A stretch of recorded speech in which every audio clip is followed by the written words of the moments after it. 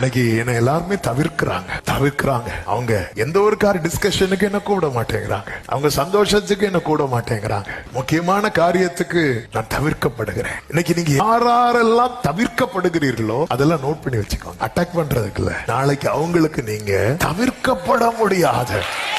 ஆமென், ஆமென். இங்க யாரெல்லாம் தவிர்க்கப்படுகிறீர்களோ நீங்க நல்ல கவனிச்சீங்கன்னா தெரியும். சகோதரர்கள் எல்லாம் யோசேப்பை தவிர்க்க நினைத்தார்கள். ஆனா கர்த்தருடைய திட்டம் என்ன தெரியுமா? இந்த குடும்பத்துக்கு அவன் தவிர்க்கப்பட முடியாதவனாய் கர்த்தர் மாற்றி விட்டார். ஜனங்கள் மோசையை தவிர்த்தார்கள்.